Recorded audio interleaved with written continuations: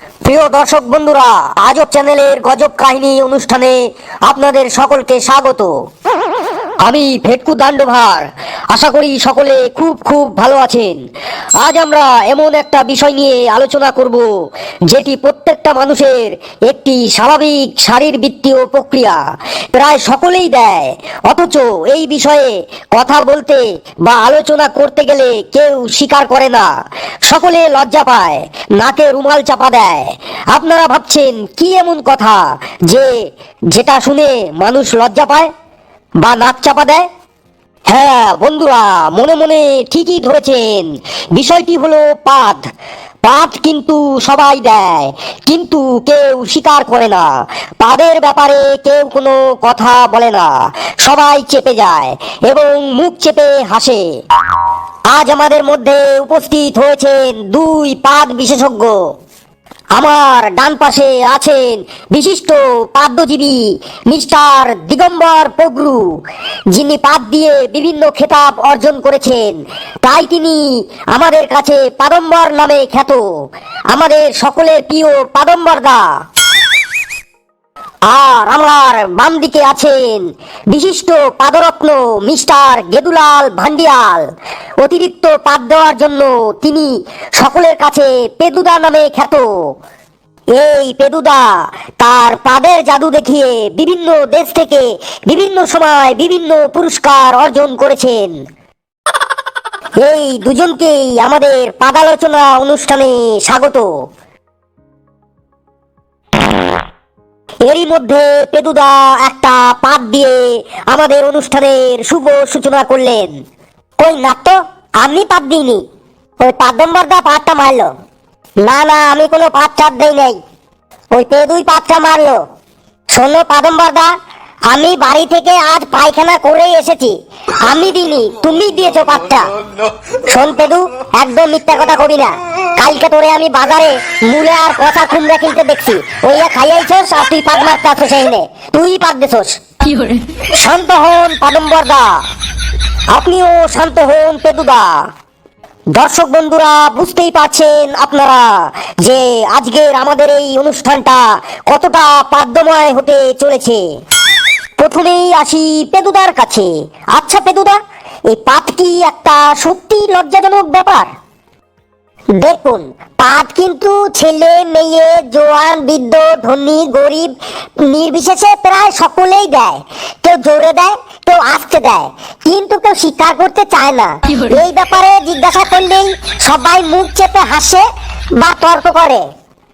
আমি মনে করি পাদ হলো মানুষের শরীরের একটি স্বাভাবিক ব্যাপার, এতে লজ্জার ও রাগের কোনো কারণ নেই।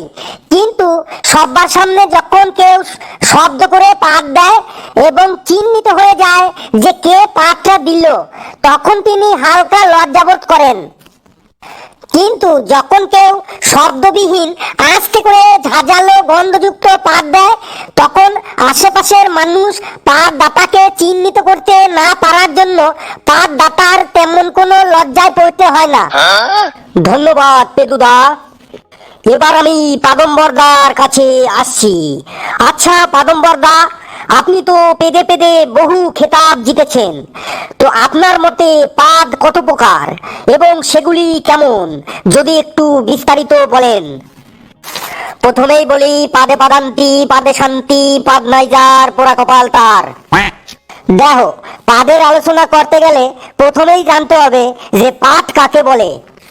হ্যাঁ বলুন বলুন পাদম্বরদা, একটু শুদ্ধ ভাষায় বলি।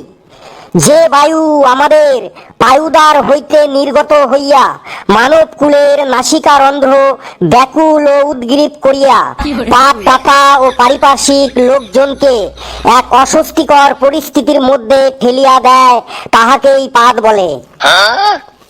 আমার মতে পাদ সাধারণত 3 প্রকার। না না, কখনোই না, পাদ 3 প্রকার নয়, পাদ 4 প্রকার। আমারে আগে কইতে দে, তারপরে তুই কবি। আপনি তাহলে 3 প্রকার বলছেন কেন? দেখ, তুই যখন বলছিলি তখন আমি কিন্তু চুপচাপ ছিলাম, এবার আমি বলছি, তুই কিন্তু চুপচাপ থাক, ডিস্টার্ব করবি না।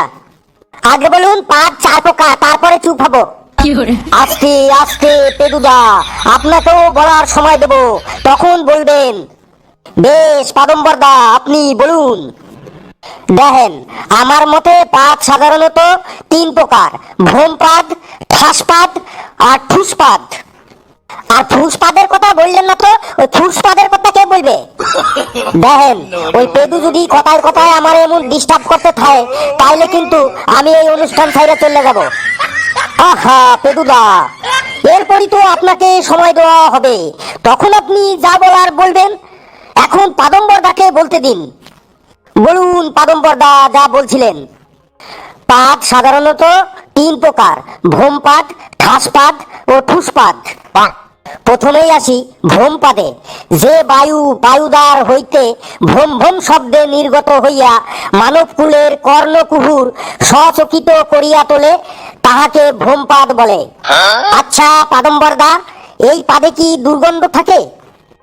এই পাদে কোনো কোনো সময় দুর্গন্ধ থাকে, আবার কোনো কোনো সময় দুর্গন্ধ নাও থাকতে পারে। তবে দুর্গন্ধ হইলেও এই গন্ধের পরিমাণটা খুবই কম। এরপরে আছে ঠাসপাদ।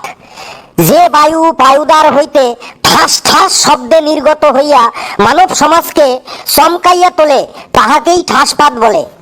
এই পাদে কি গন্ধ হয়? এই পাদ অতি উচ্চ শব্দে নির্গত হইলে কি হবে? এর গন্ধ কিন্তু ভ্রমপাদের থেকে অনেক বেশি। এরপর বলুন। এরপর তিন নম্বরে আছে ঠুসপাদ বা জেন্টেলম্যান পাদ। যে পাদ বায়ুদ্বার হইতে মৃদু শব্দে ঠুস করিয়া নির্গত হইয়া দুর্গন্ধে মানব কুলের নাসিকারন্ধ্র ব্যাকুল করিয়া তোলে এবং ছোটখাটো সভা ও মিটিং ও আড্ডাকে সাময়িক সময়ের জন্য অচলাবস্থার সৃষ্টি করিয়া তোলে, তাহাকেই ঠুসপাদ বলে। তার মানে আপনি বলছেন ঠুসপাদের শব্দ সব থেকে কম? হ্যাঁ, ঠুসপাদের শব্দ কম হইলে কি হবে? এর দুর্গন্ধ মারাত্মক।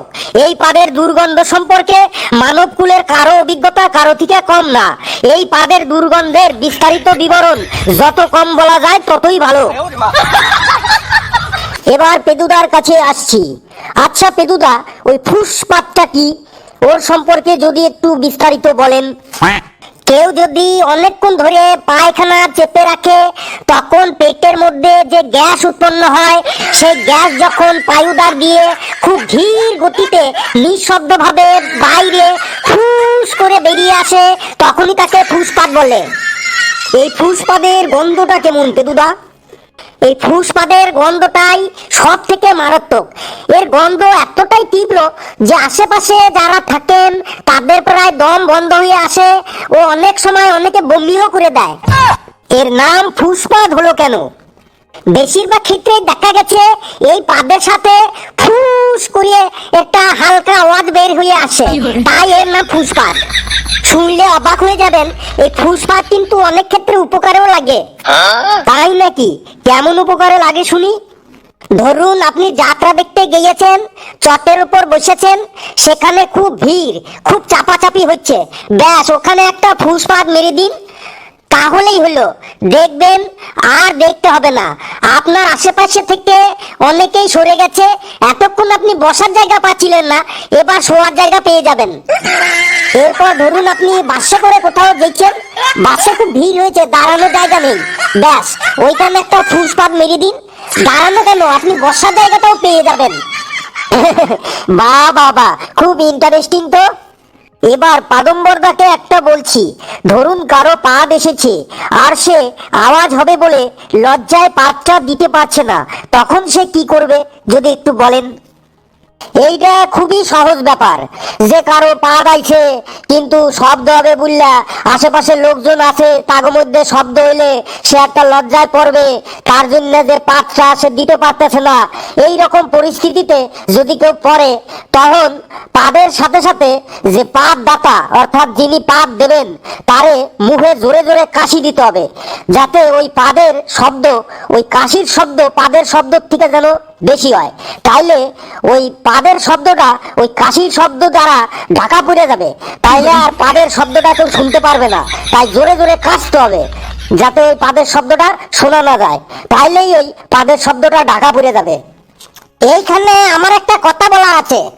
হ্যাঁ হ্যাঁ, আমি তো কিছু কইলেই তোর কোনো কিছু কথা বলার থাকে। নে নে তুই ক ক, তুই কি বলবি বল। বলুন পেদুদা, কি বলবেন? কথাটা হইলো, ওই পাতটা যদি ফুসপাত বা ঠুসপাত হয় তাহলে ঠিক আছে, ওই কাশিতে শব্দটা ঢাকা পড়ে যাবে। কিন্তু পাতটা যদি ভোমপাত হয় তাহলে কিন্তু মুশকিল, ওই কাশিতে কিন্তু কাজ হবে না, তখন কিন্তু সেই শব্দ বেরিয়েই যাবে। একদম ঠিক তাই পেদুদা, আমিও আপনার সাথে সহমত পোষণ করছি যে পাতটা যদি ফুসপাত বা ঠুসপাত হয় তাহলে কাশিতেই ঠিক হয়ে যাবে। কিন্তু পাতটা যদি ভূমপাত হয় তাহলে কিন্তু সবাই পাদের শব্দটা শুনে যাবে। বুঝলেন ফেটকু বাবু, আমার এখন এখান থেকে বাইরে যাইতে হবে। আজকে একটা পাদের সভা আছে, সে এনে আমারে প্রধান অতিথি হিসেবে ডাকছে। পাদের সভা মানে কি পাদসভা? হ্যাঁ হ্যাঁ, একদম ঠিক কইছেন, পাদসভা। সেই সভায় আমারে প্রধান অতিথি হিসেবে ডাকছে। অন্য একদিন আসবো, পাদ নিয়ে আরো অনেক অনেক আলোচনা আছে, সেই আলোচনা করব। আজকে আমারে তাড়াতাড়ি বাইরে যাইতে হবে। ওই পাদের সভায় কমিটি আমারে কইছে যে আমার পাদ দিয়েই ওই সভার অনুষ্ঠান শুরু হবে, তাই আমারে তাড়াতাড়ি আজকে বাইরে যাইতে হবে। আমাকেও বেরিয়ে যেতে হবে, বুঝলেন ফেটকু বাবু? আপনি আবার কোথায় যাবেন পেদুদা? আজ একটা পাদের কম্পিটিশন আছে, ওইখানে আমাকে বিচারক হিসেবে ডেকেছে, পাদের বিচারক। বহু জায়গা থেকে বহু নামি দামি পাদারু আসবে, বহু দূর দূর থেকে পাদারু আসবে। আমাকে এখানে পাদের বিচার করতে হবে, তাই আজকে আমাকে তাড়াতাড়ি দেখতেই হবে। অন্যদিন আসবো, পাদ নিয়ে আরো অনেক আলোচনা আছে, আরো অনেক আলোচনা করবো। আজকে আসি, অন্যদিন আসবো। তাহলে আর কি করা যাবে, পাদম্বরদা ও পেদুদার দুজনারই আজ অনুষ্ঠান আছে। আমরা এখন অনুষ্ঠানের শেষ লগ্নে চলে এসেছি। পাদম্বরদা, আপনি কিছু বলবেন দর্শকদের উদ্দেশ্যে? হ্যাঁ, দর্শক বিন্দুকে কইতে আছি যে পাদ কিন্তু কখনোই বেশিক্ষণ কেউ চাইতে রাখবেন না, এতে শরীরের অনেক ক্ষতি হয়। পাদ একটা প্রাকৃতিক শারীরবৃত্তীয় ক্রিয়া, যখন পাদ আসবে তখনই পাদ দিয়ে দেবেন। যদি লজ্জা লাগে একটু আড়াল হবেন, একটু আড়ালে গিয়ে পাদ দেবেন। তবে পাদ কিন্তু বেশিক্ষণ চাইতে রাখা ঠিক না। পাদ দিলে শরীর মন উভয়ই ভালো থাকে। পাদ দেওয়ার পরে দেখবেন শরীরে একটা স্বতঃস্ফূর্ততা আসে। তো বন্ধুরা, আপনাকেও ভোম পা দিয়ে ওই, ঠুস পা দিয়ে ওই, ঠাস পা দিয়ে ওই, আর ফুস পা দিয়ে ওই, যে পা দিয়ে ওই, যখন যেটা আসবেন তখন এটা দিয়ে দেবেন, ঠিক আছে? আর একটু ভালো মন্দ খাবেন, তাহলে পাতটা একটু কম হবে, আর সকলে খুব ভালো থাকবেন, ঠিক আছে বন্ধুরা? পেদুদা, আপনি কিছু বলবেন আমাদের দর্শকদের? দেখুন, আমি ওই পাদম্বরদার সাথে একমত। যখন পাদ আসবে দিয়ে দেবেন, চেপে রাখবেন না। চেপে রাখলে কিন্তু শরীরের অনেক ক্ষতি হবে। আর আপনারা বেশি করে জল খাবেন, টাটকা শাকসবজি ফলমূল খাবেন, আর শরীর চর্চা করবেন, ব্যায়াম করবেন, তাহলে দেখবেন পাদ খুব কম হবে। কারণ পেটে গ্যাস হইলেই তো পাদ হয়, যেন গ্যাসটা পেটে না হয় সেই রকম ভাবে চলাফেরা করবেন, খাওয়া দাওয়া করবেন, দেখবেন পাদটাও কম হবে। আর যদিও বা পাদ চলে আসে দিয়ে দেবেন, এতে লজ্জার কিছুই নেই, লজ্জার কি আছে? আর যদি লজ্জা লাগে, ওই পাদম্বরটা তো বললেই দিল, একটু আড়াল করবেন, একটু কাশি দেবেন, তাতে অনেকটাই কিন্তু ভালো লাগবে। আর পাদ কিন্তু দিলে আপনাদের শরীর মন সবই সুস্থ থাকে, আর স্বতঃস্ফূর্ততাও কিন্তু চলে আসে। আর চেপে রাখলে কিন্তু ক্ষতি। তো বন্ধুরা, সকলে কিন্তু খুব ভালো থাকবেন। বন্ধুরা, ভিডিওটি কেমন লাগলো জানাবেন, ভিডিওটি লাইক করবেন, শেয়ার করবেন, আর চ্যানেলটিকে অবশ্যই সাবস্ক্রাইব করে আমাদের সাথে থাকবেন। সকলে খুব খুব ভালো থাকবেন। আসছি আবার নতুন হাসির মজার ভিডিও নিয়ে। সকলে হাসতে থাকুন, সুস্থ থাকুন, ভালো থাকুন।